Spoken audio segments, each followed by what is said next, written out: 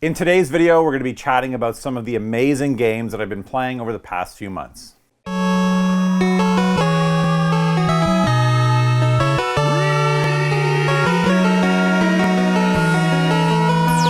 Team Canada. Hey, what's going on, guys? SeeJayAre here, back with another video. I thought I would take some time and just talk about some of the games that I've been playing over the past few months and hopefully get your guys' input in the comments below on what you're playing and the thoughts on some of the games that I'm going to talk about. I wanted to quickly jump right into the hot game of the moment, the game that I've been putting a ton of hours in, and that's Horizon Forbidden West. So, like most people that this is what I'm hearing from a lot of people, played the original game Horizon Zero Dawn back in 2018, somewhere around there.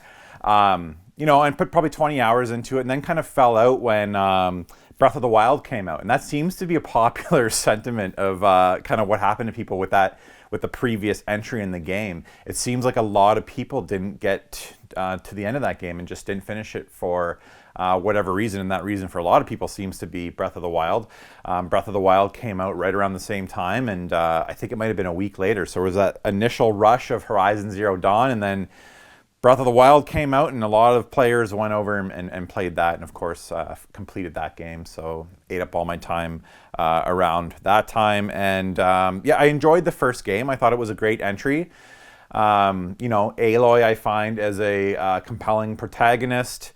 You know, interesting world with the mix of kind of organic nature and you know, machines, technology type thing.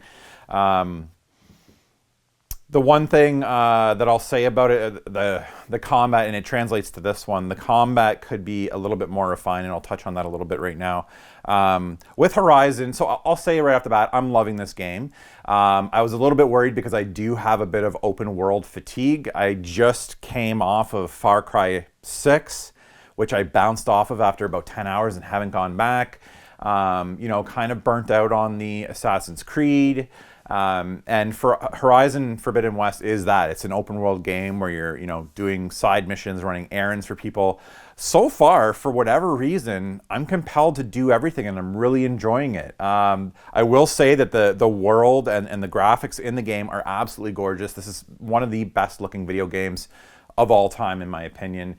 There are a few rough edges, but like, you know, so many different varied what would you call them? Biomes? Yeah, biomes.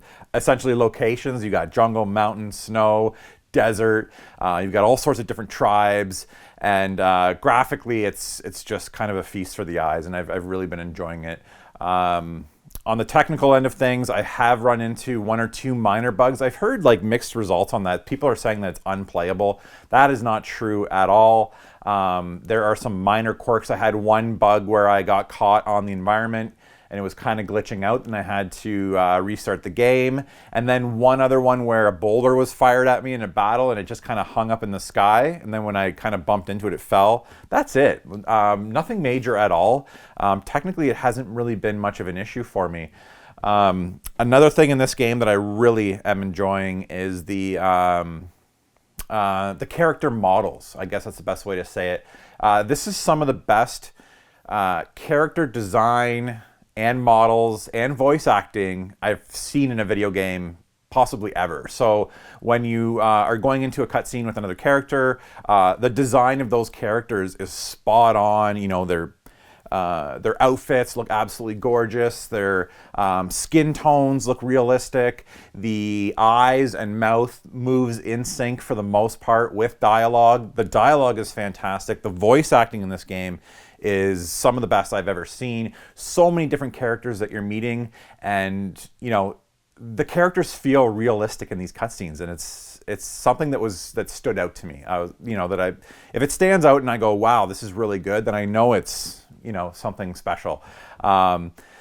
I will say that, like, because that the character design and the dialogue is so compelling, you do kind of connect with characters and make them, and they are more memorable. One character in particular, Erend, a former ally of Aloy, just kind of really stood out, and you can really kind of feel the emotion in his voice.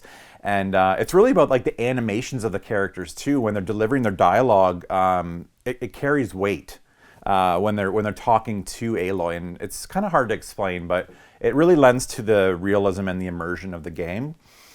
Let me see what else on the story end of things. So it does a good job of wrapping up the first game. So if you didn't play or complete the first game, that's totally fine. You can feel totally comfortable jumping into this one.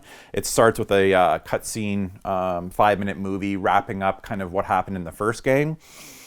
And unfortunately, in the first game, they kind of left things off. It kind of ended, right? Like there was not a whole lot of wiggle room for a sequel, but because it performed so well, I'm super happy that it did get a sequel. This game seems like it's more of the same. Like essentially, Aloy saves the planet, and now she has to do it again.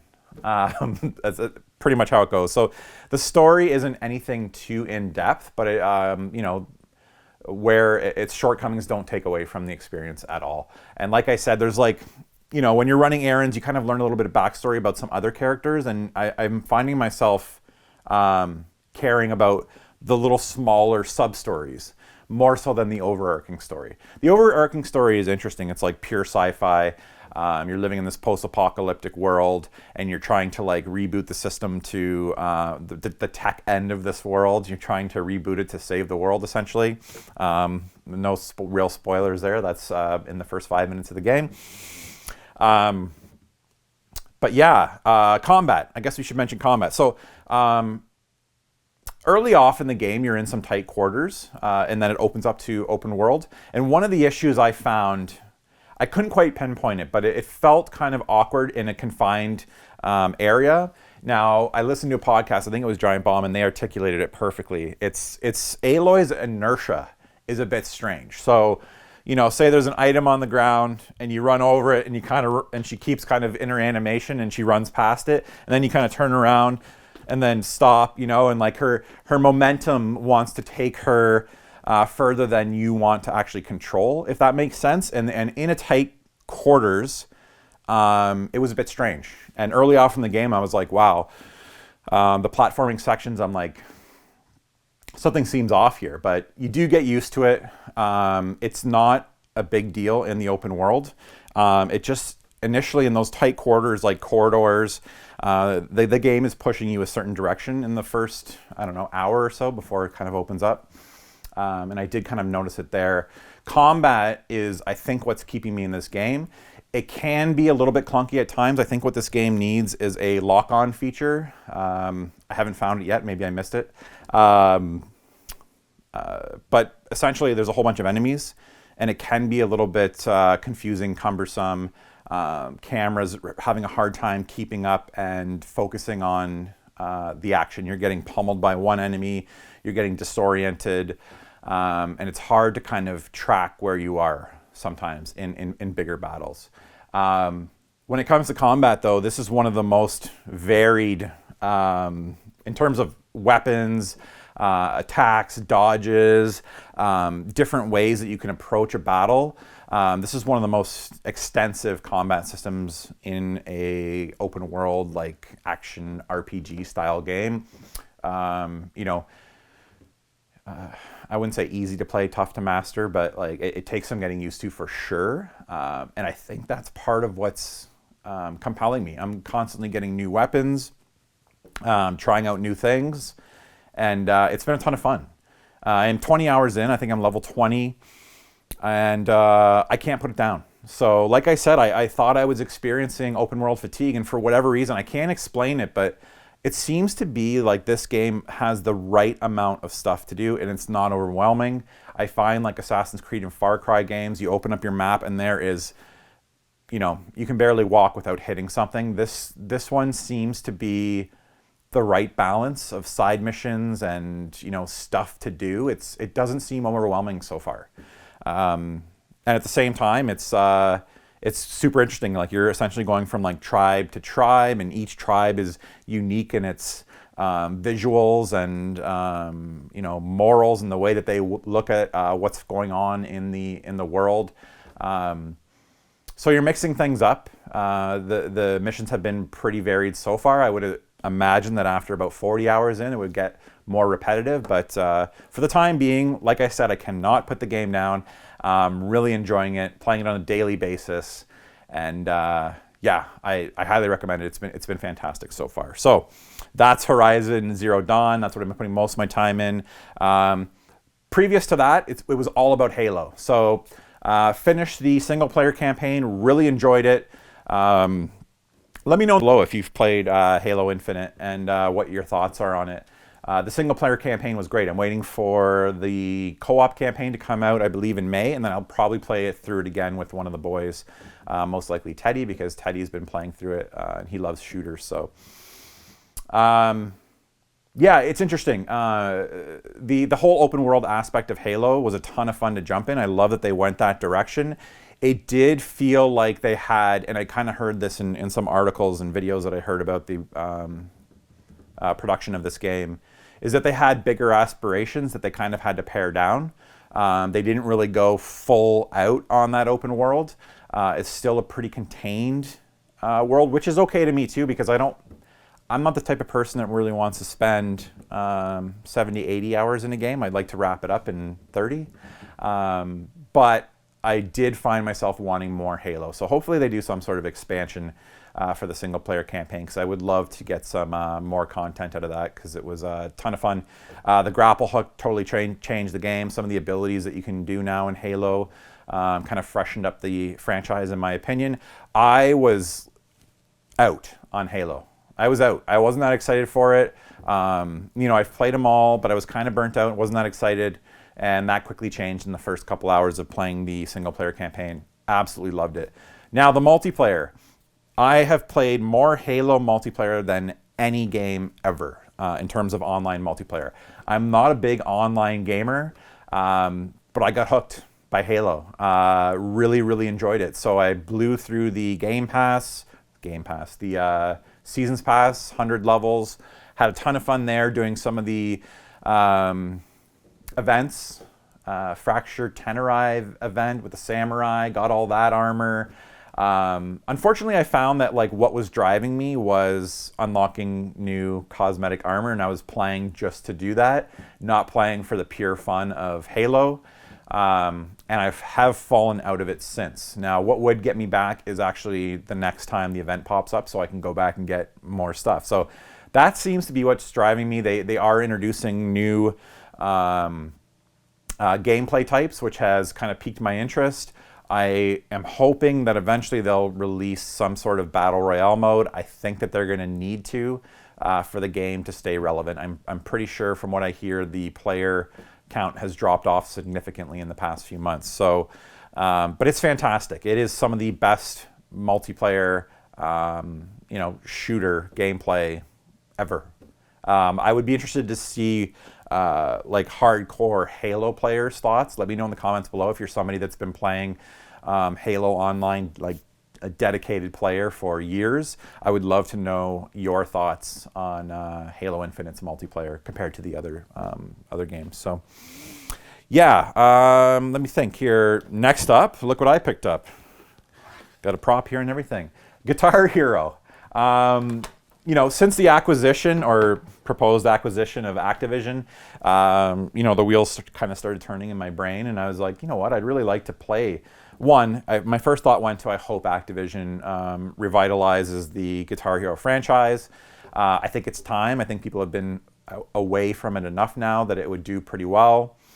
Maybe even if they just go guitar only and they can sell a pack like this, not go all out with everything in the band. And I think that gets a little bit crazy for retail applications. But yeah, had a ton of fun. Went to a used game store, picked this up for $40. Was happy to pay that. Seemed about right. I know that guitars have actually gone up in price because people are, in fact, looking to play these games again. So now, unfortunately, with Guitar Hero Live, the live portion is no longer available. So you're essentially only able to play the single-player campaign, which was okay with me. I just really wanted to play some. Threw it on the TV, was terrible. I couldn't do anything. I'm like, I can't be this bad. And then I realized that the calibration was slightly off. So once I tweaked that, jumped in, was having a ton of fun.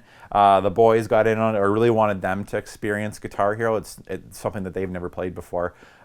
They played Rock Band, I think, when they were super young, and they don't even remember that. So, yeah, I had quite a bit of fun with that. So, hopefully, like I said, Activision, when Xbox takes over, that they bring back that franchise. Yeah, that acquisition's pretty great, in my opinion. If you're a avid Game Pass user, it only bolsters that lineup. Eventually, I don't think monopolistic practices are coming in quite yet. There's enough studios out there, but there's a conversation to be had that if companies keep scooping up other companies, that eventually there may be, issues with being a monopoly. But my first instinct was awesome. All these games are going to come to Game Pass day one. So if you own an Xbox, if you don't, you should. But it's only great news for you, in my opinion. So yeah, speaking of Xbox, still playing through Guardians of the Galaxy. Absolutely love this game. Got it just before Christmas. Was jumping in and out. I need to get back and consistently just finish this guy off. It's an absolutely fantastic game. I actually heard recently that Square Enix or Eidos, whoever, was not happy with the sales of this game. They are never satisfied. There's been a bunch of games from them that have done quite well, exceeded at least gamers' expectations of how well they would do. But Eidos is always like, oh, it didn't sell what we wanted it to sell, and unfortunately, this was one of them. So I hope we get a sequel to this, because this is a fantastic game. Gameplay was great, gorgeous graphics again. Combat system again had its quirks. It could be refined, and that's why I'm kind of hoping for another sequel to this game.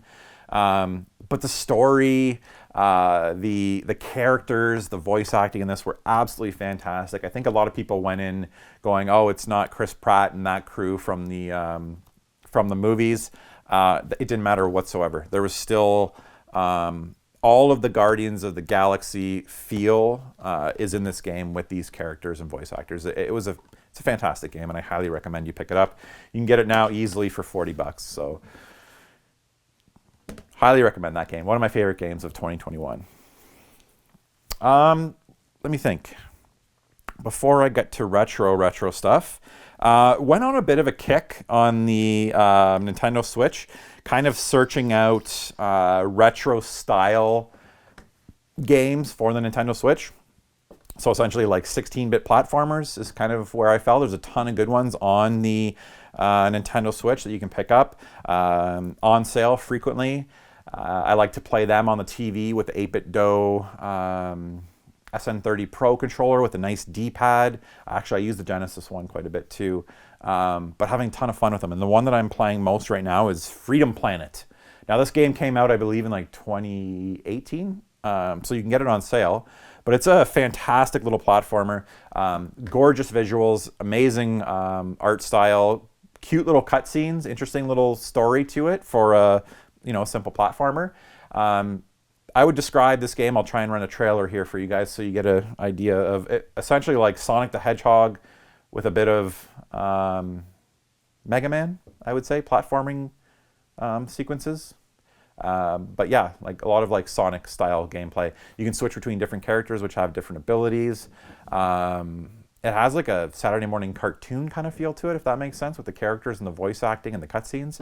Highly recommend Freedom Planet. I know it's not like a super mainstream game for most people who are into these games. I'm sure you've already got it, but can't recommend that one enough. It's a ton of fun. The other one I've been playing is Panzer Paladin.